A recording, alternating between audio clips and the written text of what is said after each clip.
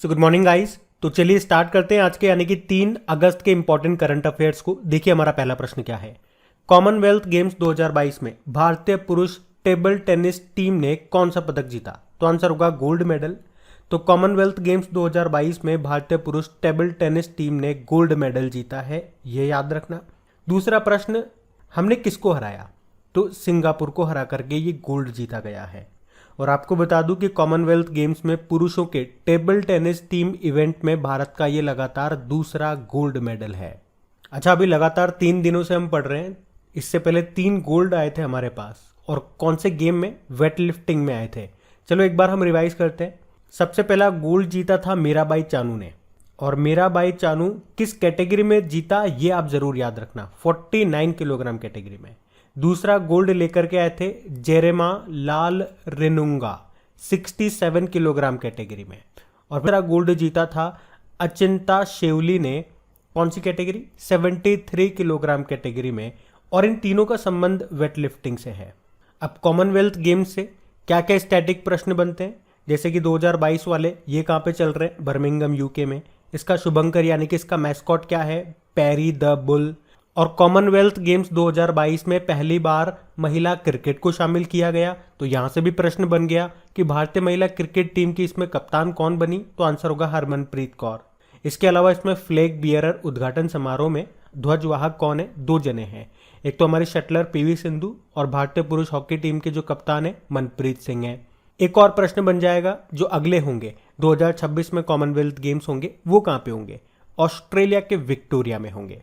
और मैंने आपसे कल भी क्या बात बोली थी कि जब तक ये गेम समाप्त नहीं हो जाते, जब तक कोई ना कोई मेडल हम जीतेंगे। तो वो क्वेश्चन मैं आपको कराऊंगा, और जब वो क्वेश्चन मैं आपको कराऊंगा तो पीछे वाले जो भी इंपॉर्टेंट क्वेश्चन है, जैसे किस किस ने अभी तक गोल्ड जीत लिया है, किस किस कैटेगरी में जीता, किस खेल में जीता, उनके क्या क्या नाम है, और यहाँ से जो भी स्टैटिक प्रश्न बनते हैं, ये डेली मैं आपको रिवाइज कराऊंगा। तो जब ये गेम्स खत्म होंगे तो इसका मैक्सिमम पोर्शन तो आपको ऐसे ही वर्बली याद हो जाएगा। तो बस करना क्या है, निरंतर वीडियोस को देखना है, चीज़ों को टाइम टू टाइम रिवाइज करते रहना है, बस कुछ नहीं है। अभी हम बढ़ते हैं फिर आगे। अच्छा, आगे बढ़े उससे पहले एक प्रश्न मैं आपसे पूछूंगा। टेबल टेनिस नाम आया इसलिए पूछ रहा हूं मैं आपसे कि टोक्यो ओलंपिक 2020 जो हुए थे, उसमें एक हमारी स्पोर्ट पर्सन थी, उन्होंने टेबल टेनिस में एक मेडल जीता था। ये मैं आपको बता दूं, वो गुजरात से थी। अब उनका नाम आपको बताना है, और कौन सा मेडल वो लेकर के आई थी ये बताओ। सिल्वर लाई थी कि ब्रॉन्ज लाई थी? अब हम बढ़ेंगे आगे। फिर बताओ, अभी हाल ही में मुस्लिम महिला अधिकार दिवस कब मनाया गया? तो आंसर होगा 1 अगस्त को। तो हर साल 1 अगस्त को मुस्लिम वुमेन राइट्स डे के रूप में मनाया जाता है।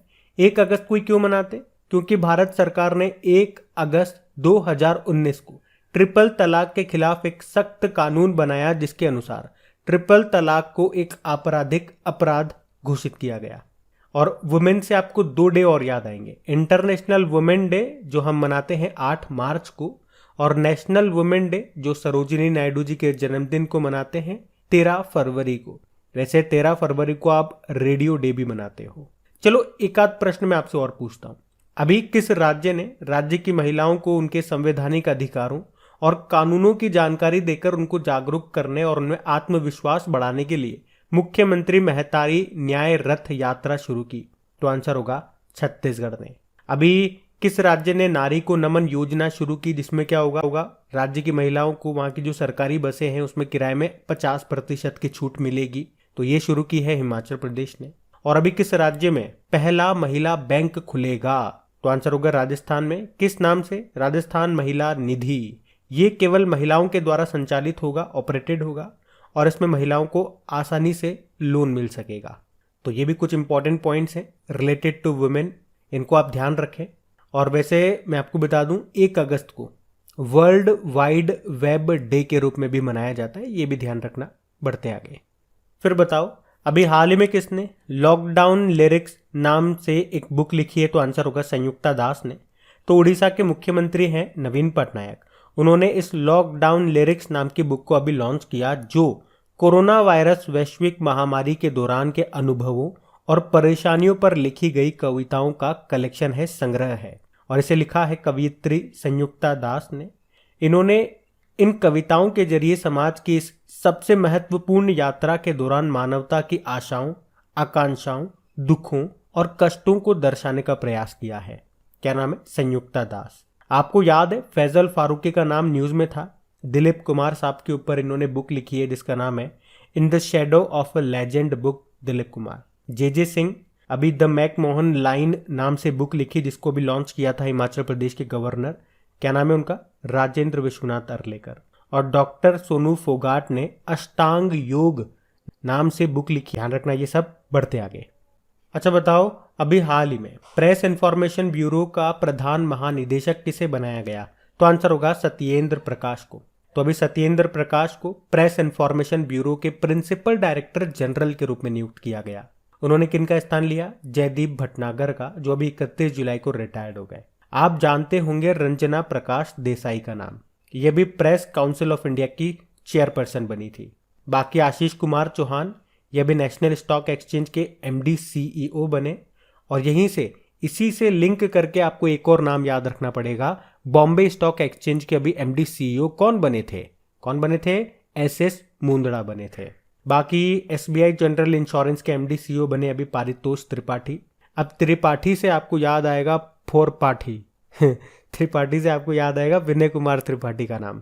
अभी रेलवे बोर्ड के नए चेयरमैन और सीईओ बने। और विनय से याद आएगा विनय कुमार सक्सेना का नाम, ये अभी दिल्ली के उपराज्यपाल बने हैं। अभी तक ये केवीआईसी के अध्यक्ष थे। अब आप कहोगे कि अब केवीआईसी के खादी व ग्रामोद्योग आयोग के नए अध्यक्ष कौन बन गए? तो उनका नाम भी याद रखो भैया। कौन? मनोज कुमार। तो ये सारे पॉइंट्स आपको याद रखने। और देखो चीज़ों को जो जिस तरह से मैं कोशिश करता हूँ आप लोगों को चीज़ों को लिंक करा करके याद कराने की, तो मैं आपसे भी उम्मीद रखूंगा। और ये सबसे बेस्ट तरीका होता है चीज़ों को लंबे समय तक याद रखने का और थोड़ा सा इंटरेस्टिंग बनाने का। वैसे पढ़ाई इंटरेस्टिंग होती नहीं है, लेकिन अगर आप उसे बनाने में कामयाब हो जाओ तो उससे बेहतर चीज़ भी कोई हो नहीं सकती, क्योंकि आपकी लाइफ बनाएगी। तो जो भी आपके पास तरीके हैं पढ़ाई को बेहतर बनाने के, इंटरेस्टिंग बनाने के, वो आप यूज़ करो। एक तरीका जिसमें यह है चीज़ों को लिंक कर करके पढ़ने का, क्योंकि इससे बेनिफिट क्या होता है, आप कम समय में ज़्यादा चीज़ों को रिवाइज कर जाओगे। जो आपने चीज़ें सोची भी नहीं है माइंड में कि मैं ऐसा भी करूँगा, लेकिन वो नाम आते ही, वो पॉइंट आते ही आप उससे वहाँ पहुँच जाओगे, वहाँ से कहीं और पहुँच जाओगे, वहाँ से कहीं और पहुँच जाओगे। चीज़ें लिंक होती जाएगी, पॉइंट आपके रिवाइज होते जाएंगे। और अगर डेली आप हमारे करंट अफेयर्स का लेक्चर पढ़ते होंगे तो आपने नोटिस किया होगा, मैं भी ऐसी ही कोशिश करता हूँ धीरे धीरे, तो अब आप भी करें। और हाँ, अगर सेशन अच्छा लग रहा है तो प्लीज़ इसे लाइक भी कर दें और अपने दोस्तों के साथ में आपको शेयर ज़रूर करना है, प्लीज़ ईमानदारी के साथ, क्योंकि वीडियोस को सपोर्ट नहीं मिल पा रहा है। और अगर आपको लगता है कि वीडियो हाँ हेल्पफुल है तो प्लीज़ इसे सपोर्ट भी करें। अब बढ़ते आगे।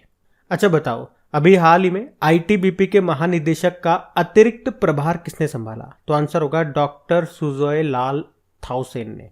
शॉर्ट में बोलोगे तो एसएल थाउसेन, ये नाम तो सुना होगा ना।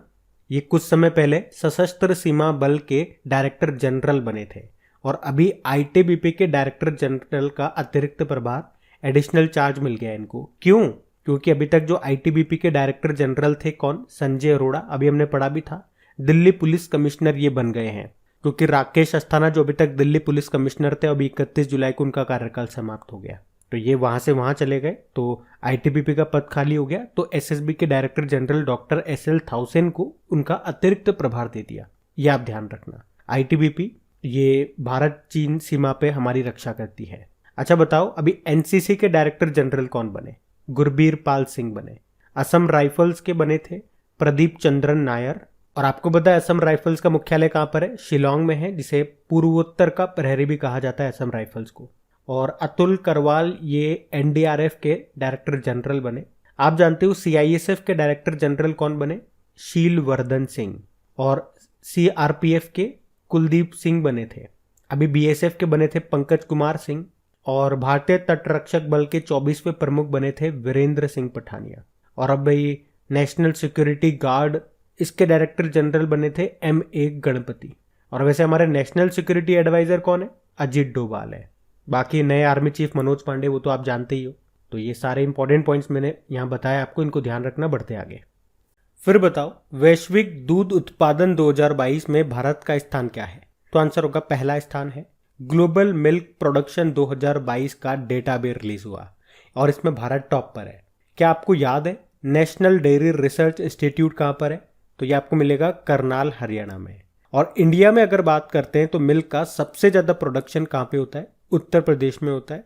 और पूरी दुनिया में भारत नंबर 1 पर है। आपको बता दूं, पूरी दुनिया में जितना भी मिल्क का प्रोडक्शन होता है उसका 23% भारत में होता है। और इस डेटा में ये बताया गया कि 1950-51 में उत्पादन होता था भारत में, वो 17 मिलियन टन था। और अभी 2020-21 में ये कितना हो गया? 209.96 मिलियन टन। और अगर पूछे कि कितना बढ़ गया है परसेंटेज वाइज, तो 64% बढ़ा है ये, मतलब इंक्रीज हुआ है। और आपको शायद याद भी होगा कि भारत में दूध उत्पादन को बढ़ाने के लिए एक ऑपरेशन भी चलाया गया था, ऑपरेशन फ्लड। कब? 1960 में। अच्छा, वैसे श्वेत क्रांति का जनक किन्हें कहा जाता है? डॉक्टर वर्गीज कुरियन को। और उनके जन्मदिन को हम नेशनल मिल्क डे के रूप में मनाते हैं। कब? 26 नवंबर को। वैसे इस दिन संविधान दिवस भी होता है। अब बता दो आप, वर्ल्ड मिल्क डे कब मनाया जाता है? ये मेरा होमवर्क प्रश्न रहेगा आप लोगों से, मैं नहीं बताऊंगा, आप ही बताएंगे। और एक और प्रश्न अगर आपसे पूछा जाए, करंट अफेयर्स का प्रश्न है, ध्यान से सुनना, कि अभी प्रधानमंत्री जी ने किस राज्य में दूध वाणी नाम से सामुदायिक रेडियो स्टेशन का उद्घाटन किया था? तो क्या उत्तर होगा?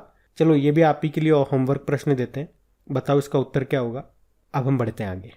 चलो बताओ, अभी हाल ही में भारतीय नौसेना को कोचीन अंतरराष्ट्रीय हवाई अड्डे पर किस देश से 2 MH-60R बहु भूमिका यानी कि मल्टी रोल हेलीकॉप्टर प्राप्त हुए? तो आंसर होगा अमेरिका से। तो MH-60R, आपको शायद ये ऐसे समझ में नहीं आ रहा होगा, लेकिन अगर मैं आपको बोलूं इन्हीं को रोमियो हेलीकॉप्टर भी कहते हैं, तो अब आप कहोगे हाँ, अब समझ में आ गया। तो ये तो हम जानते हैं, ये हम किससे ले रहे हैं? अमेरिका से ले रहे हैं। वैसे मैं आपको बता दूं कि अमेरिका से हमने अपाचे और चिनूक हेलीकॉप्टर भी लिए हैं। आपको शायद याद हो तो 2019-20 की बात है, भारत और यूएस के बीच में एक फाइनल डील हुई थी कि जो भारत है वो अमेरिका से MH-60R यानी कि रोमियो हेलीकॉप्टर खरीदेगा। अच्छा, कितने खरीदेगा? 24 खरीदेगा। तो अभी ये 2 आ चुके हैं। और कहाँ पे पहुंचे ये भारत में? तो कोचीन इंटरनेशनल एयरपोर्ट पे। और ये जो डील है टोटल 15,000 करोड़ रुपए में ये डील हुई है, इतना इन्वेस्टमेंट होगा इसमें। और ये भी याद रखना, आपने ये तो कह दिया कि MH-60R इनको बोलते हैं या फिर रोमियो हेलीकॉप्टर बोलते हैं, वैसे इनको सी हॉक हेलीकॉप्टर भी बोला जाता है। इसे अमेरिका की लॉकहेड मार्टिन कंपनी ने बनाया है। तो इतना भी आप थोड़ा सा ध्यान रख लें। आप जानते हो रशिया से हमने क्या लिया? S-400 मिसाइलें ली है।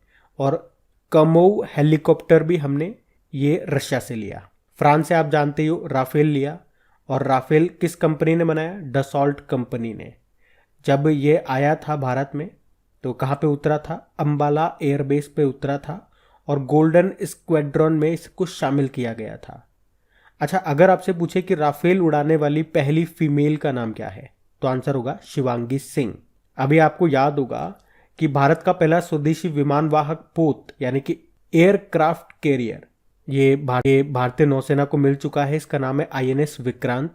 चलो आप तो ये बता दो, इसे बनाया किसने है? ये मैंने आपको बताया भी था, हमने पढ़ा भी था जब ये प्रश्न पढ़ा था कि इसे किसने बनाया है, इसकी स्पीड कितनी है, इसकी लंबाई कितनी है, याद आ रहा है? तो अब बताओ। और अभी आर्मी के लिए किसने क्विक रेस्पॉन्स फाइटिंग व्हीकल ये बनाया है? तो ये बनाया है टाटा ने। तो ये भी याद रखना आप। बढ़ते आगे। फिर बताइए, अभी हाल ही में भारतीय कृषि अनुसंधान परिषद के महानिदेशक कौन बने? तो आंसर होगा हिमांशु पाठक। तो अभी वरिष्ठ वैज्ञानिक हिमांशु पाठक को कृषि अनुसंधान परिषद का महानिदेशक बनाया गया। बाकी टाटा प्रोजेक्ट के अभी मैनेजिंग डायरेक्टर कौन बने थे? विनायक पई। रेलटेल के CMD बने थे संजय कुमार। और national high speed rail corporation के मैनेजिंग डायरेक्टर कौन बने? राजेंद्र प्रसाद बने। तो ये भी नाम ध्यान रखना। बढ़ते आगे। अच्छा बताओ, अभी हाल ही में वर्ल्ड लंग कैंसर डे कब मनाया गया? तो आंसर होगा 1 अगस्त को। तो फेफड़ों के कैंसर से संबंधित चुनौतियों और खतरों के बारे में जागरूकता बढ़ाने के लिए हर साल 1 अगस्त को वर्ल्ड लंग कैंसर डे के रूप में मनाया जाता है। वैसे अगर आपसे पूछे ना कि वर्ल्ड कैंसर डे कब होता है, तो आंसर होगा 4 फरवरी को। चलो बताओ, अभी किस राज्य सरकार ने कैंसर के निदान के लिए यानी कि बचाव के लिए होप एक्सप्रेस की घोषणा की थी? तो आंसर होगा महाराष्ट्र ने। ये भी आप ध्यान रखना। बढ़ते आगे। अब आप बताइए, हाल ही में राष्ट्रपति का मानद सर्जन किसे नियुक्त किया गया? तो आंसर होगा दलजीत सिंह को। तो तो भारतीय सेना की चिकित्सा सेवा के महानिदेशक लेफ्टिनेंट जनरल दलजीत सिंह को भारत की राष्ट्रपति द्रौपदी मुर्मू के मानद सर्जन के रूप में नियुक्त किया गया है। द्रौपदी मुर्मू आप जानते हो अभी हमारी पहली आदिवासी और दूसरी महिला राष्ट्रपति बनी है। कौन से नंबर की? 15वें नंबर की। बाकी अभी gas authority of India limited के चेयरपर्सन कौन बने? संदीप कुमार गुप्ता बने। और अभी मोहम्मद जलूद ये इंटरनेशनल वेटलिफ्टिंग फेडरेशन के प्रेसिडेंट बने। और तपन कुमार डेका इंटेलिजेंसी ब्यूरो के नए डायरेक्टर ये बने। तो इनके नाम भी याद रखना आप। पढ़ते आगे। चलो बताओ, कॉमनवेल्थ गेम्स 2022 में सुशीला देवी लिकमाबाम इन्होंने कौन सा पदक जीता? तो आंसर होगा रजत पदक, सिल्वर मेडल। तो भारत की सुशीला देवी लिकमाबाम ने जूडो में, किसमें, कौन सा खेले? जूडो।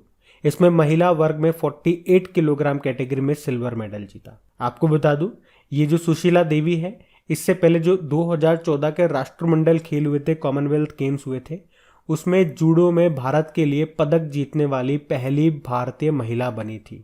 उस समय भी इन्होंने सिल्वर मेडल ही जीता था। तो आप इस प्रकार कह सकते हो कि कॉमनवेल्थ गेम्स के इतिहास में, कॉमनवेल्थ गेम्स की हिस्ट्री में जूडो में एक से ज़्यादा पदक जीतने वाली वो पहली भारतीय बन गई हैं। क्या नाम है?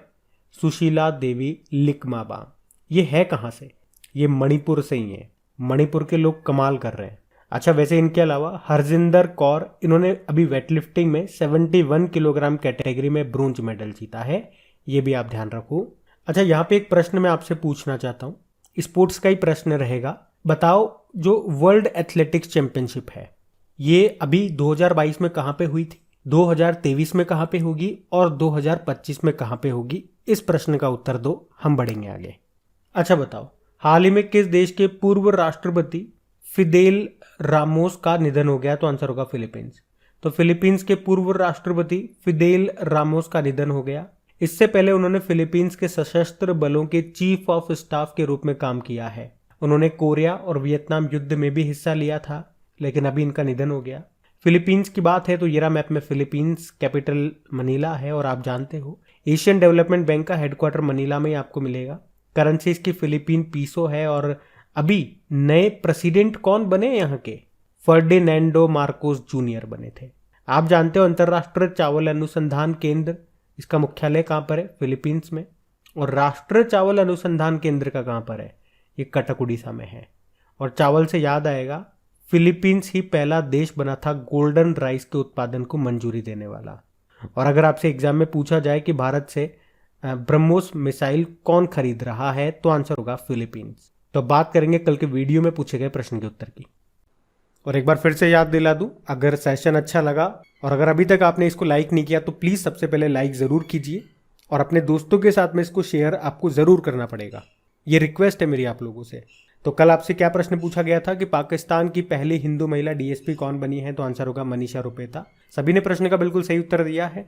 आपकी प्रैक्टिस हो सके अच्छे से, इसके लिए इन सभी क्वेश्चंस का क्विज बना करके अपलोड कर दिया गया है आपकी क्रिक एग्जाम एप्लीकेशन पे। वहाँ जाइए, टेस्ट लगाइए और देखिए क्या स्कोर आपका रहता है। पीडीएफ भी आपको वहीं पे मिल जाएगी। अब ये रहा आज का आपका होमवर्क प्रश्न। क्रिक एग्जाम एप्लीकेशन और टेलीग्राम का लिंक आपको नीचे डिस्क्रिप्शन में मिलेगा। Thank you.